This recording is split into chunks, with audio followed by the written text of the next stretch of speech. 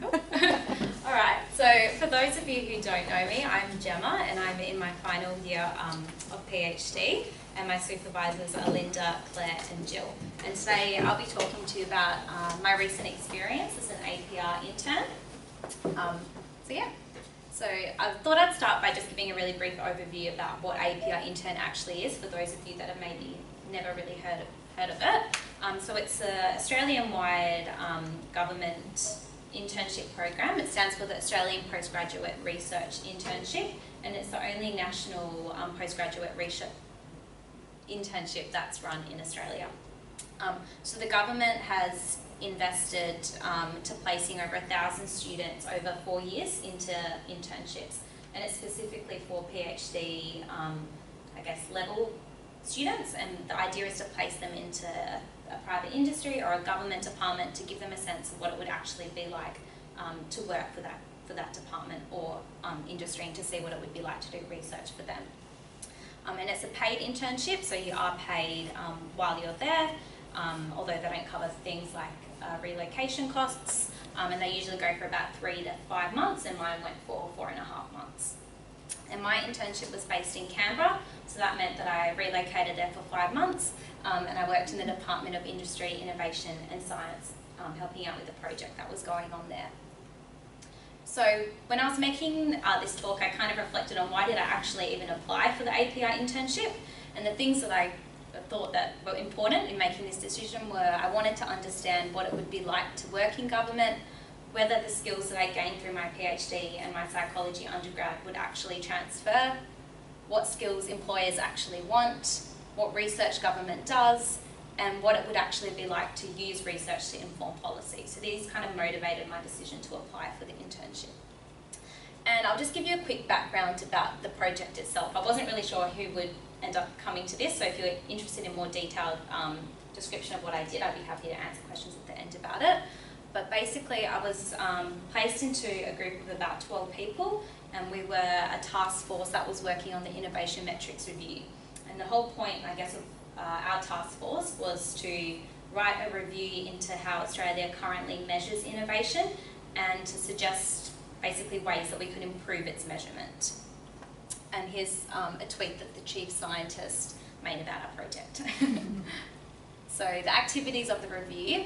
So there were, I guess, a range of activities that were taking place during the length of the review, and I was there from October to March, so I just helped out with a few of these. And the ones that I helped out most with were the stakeholder consultations. So this basically meant meeting up with stakeholders of innovation, so people who cared about how we actually measure innovation. So we met up with other government departments, like Department of Education, and also some private industries as well, like Elsevier and LinkedIn, to see how they might also provide metrics that we could use to measure innovation. We also developed an innovation metrics framework. So this was we just wanted to identify explicitly all the components of innovation that actually existed and the bits that we wanted to, I guess, focus on measuring. And then I was less involved in this, but this was the data analysis and examining metrics and gaps component of the task. So it wasn't really data analysis like we might talk about data analysis. It was more, I guess, as statsy as it got was identifying all the metrics that government used to measure innovation, and kind of assessing each metric on a set of criteria that we identified to be important. So things like how reliable the metric was, how accessible it was, how timely it was produced, and then each metric kind of got a colour code like green, orange or red, just to indicate how good that metric was. And I was also involved with developing some case studies, and the review is currently in the process of being, finalised as a report, with the idea that we will come up with a set of recommendations that will be passed on to government to decide which ones they want to actually progress through. So yeah. So the skills that I think I gained from doing the internship, I think it really allowed me to understand the scope of research outside of academia and also outside of Perth.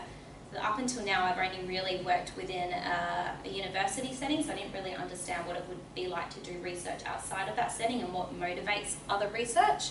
I guess it also opened my eyes up to the the other research that occurs outside of Perth as well at more, I guess, federal level institutes.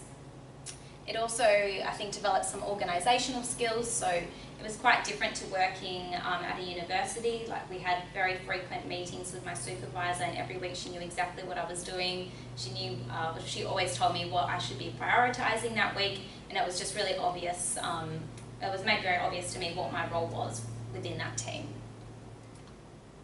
Also interpersonal communicational skills, so this kind of ties on, so I guess I had to learn how to make, had to have really clear communication with my supervisor, so I knew what she expected of me and what I should be prioritising each week.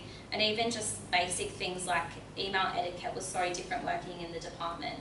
Here, like, I guess we kind of have a formal emails to our supervisors, but it was just on a whole new level in the department. It was a lot more formal. I also learnt the importance of multidisciplinary teams. So on my team there was about 12 of us on the task force, and one thing I wasn't expecting was that over half of my team members have PhDs. Those PhDs were in chemistry, economics, biology and medical backgrounds as well. So there was a really diverse group of people working on the project, even though no one's background specifically was related to measuring innovation. So I thought that was really interesting. And obviously I learnt some project-specific skills, so what actually is innovation, how to write formal minutes of the consultations, and things that were more tailored towards my specific project. And I also had the opportunity to take part in other development areas. So there was a masterclass on economics that my supervisor allowed me to go to, and also things about how the government's encouraging open and easy access data. So the benefits of the internship. So I think for students, as I mentioned previously, it's really good because you get this wider skill set that kind of extends beyond academia. But it's also a really good opportunity to expand collaboration. So it didn't really occur in my specific project, but I think if you did research that had more clear ties to a specific industry or government, there is the opportunity to collaborate with those partners.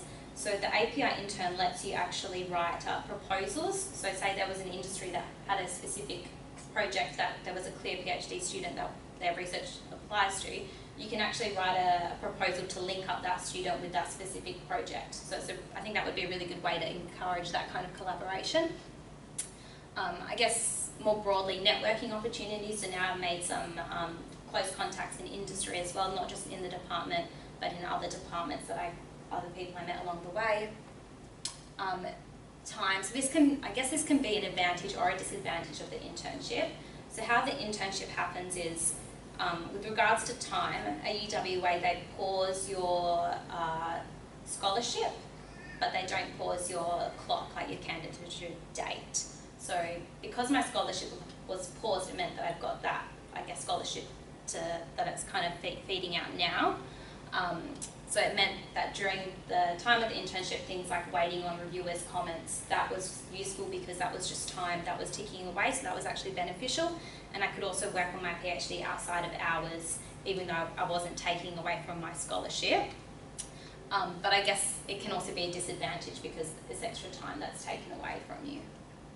And funding, so like I mentioned, you're paid like a stipend, kind of similar to the scholarship that we're on at UWA, to be there, so it's a funded internship.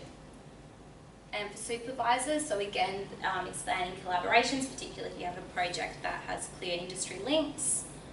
So how it happens is each student that goes on the internship, they nominate an academic mentor who's usually one of their own supervisors. So Claire was my academic mentor. And the idea is that they kind of check in on you throughout the project, and they can be as hands-on as they want to be in the project as well. So I think from a supervisor point of view, having a line like that on your CV that says you've got these ties with industry, that can look quite good. And another bonus is that academic mentor gets $5,500 to use whatever they want to use that money for. So kind of it's like a mini grant for them. So it's kind of an incentive to get them on board, I think. And another good thing about the API intern was I felt like it was well organised, so there are these frequent checkpoints throughout so that the supervisor is encouraged to check in. It's not like you just get rid of your PhD student and you never hear from them again. So yeah, it's quite a well-structured program. and the challenges. So I guess these can be probably quite obvious. So time away from the PhD can also be a disadvantage because I guess you could lose momentum if you're not as motivated to work on it outside of hours, which is kind of what ends up happening. Temporarily relocating, so for me that meant just I guess moving to Canberra for a few months, so that can be hard for some people that have other commitments in Perth. And like I mentioned, there's no pause on the PhD clock, and that's kind of unfortunate. And I think this is university, or my understanding is it's university decision. So UWA chooses to pause your scholarship but not the clock. But while I was on the internship, I met two other girls who were also on the internships, who were also psychology students, which was interesting. One was at ANU, and at their university they didn't pause the scholarship or the clock, so she was actually getting paid and her money was running out even though she wasn't doing any of her PhD. And then I met another lady who was from University of Wollongong, and they had paused both her clock and the scholarship. So I think it's dependent on the university what they want to do. And the final challenge is you need to be flexible. So I only found out I got the internship less than a month before I found out I had to move to Canberra. So you didn't really get to choose when you got to go. It was just the opportunity came, you applied, you were going to Canberra. So that could be a challenge for some people.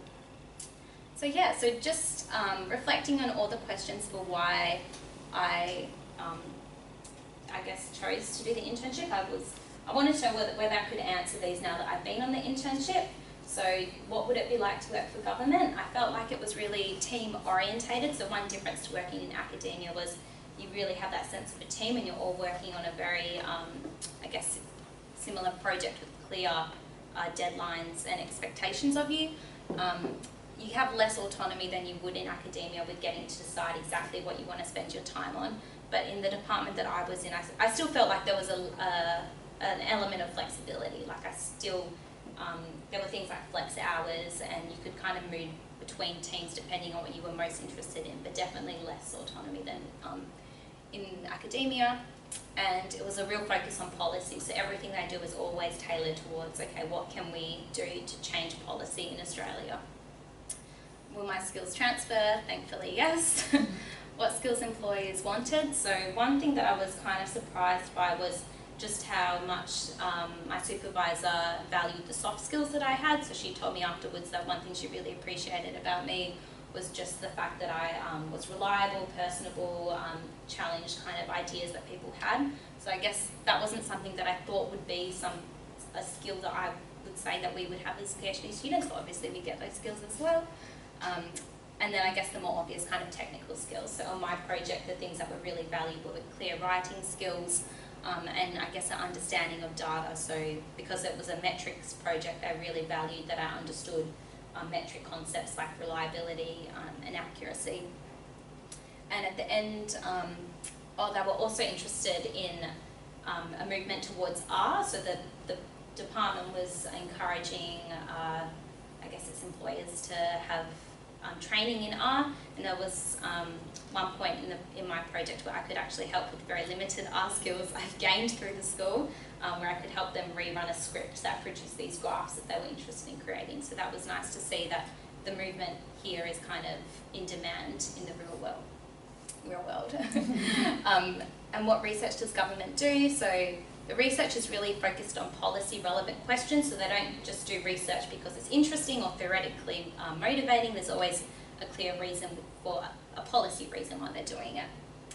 Research isn't done in every team, so there are specific teams that have these data specific skills, and even when research is done, it's not always research like we talk about research. It's, in some instances, it's at a bit more of a basic level than research. They weren't always doing manipulation checks and assumption checking and I guess strict statistical analyses. Although some teams did do that. And what is it like to use research to inform policy? While I was there, I felt like there was a real movement towards evidence-based policy, so the department really cared about using research and evidence to inform their decisions, but I definitely felt like there was a big demand for the skills that we had, so they wanted people that could help them do this.